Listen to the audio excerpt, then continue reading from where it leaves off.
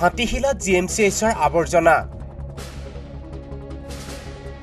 অতিষ্ঠ স্থানীয় ৰাইজ সৃষ্টি কৰিলে উত্তপ্ত পৰিস্থিতি হাতীশিলাত উত্তেজনা গুৱাহাটী চিকিৎসা মহাবিদ্যালয় হাস্পাতালৰ জাবৰ পেলোৱা কেন্দ্ৰ কৰি ৰাইজে বুধবাৰে সৃষ্টি কৰিলে উত্তপ্ত পৰিস্থিতি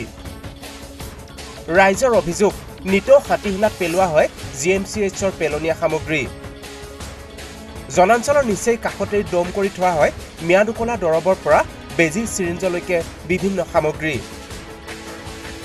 আনকি পেলনীয়া সামগ্ৰীৰ সৈতে নৱজাতকৰ মৃতদেহ পেলাই দিয়াৰ অভিযোগ ৰাইজৰ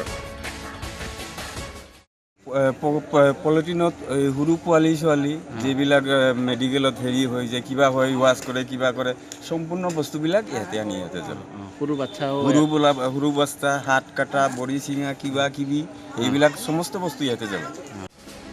বুধবাৰে একাংশ কৰ্মচাৰী অঞ্চলটোত জাবৰ জ্বলাই থকা অৱস্থাত বাধা প্ৰদান কৰি ৰাইজে সৃষ্টি কৰিলে উত্তপ্ত পৰিস্থিতি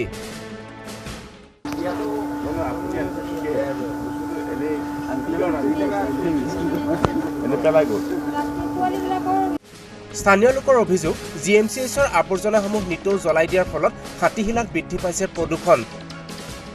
বিভিন্ন ৰোগত আক্ৰান্ত হ'বলগীয়া হৈছে অঞ্চলটোৰ বাসিন্দাসকল তাৰে প্ৰতিবাদত হাতীশিলাবাসীয়ে সৃষ্টি কৰে উত্তপ্ত পৰিস্থিতি অৱশ্যে পাছত আৰক্ষী উপস্থিত হৈ নিয়ন্ত্ৰণ কৰে পৰিস্থিতি গুৱাহাটীৰ পৰা লিপিকা ডেকাৰ ৰিপৰ্ট ইটিভি ভাৰত অসম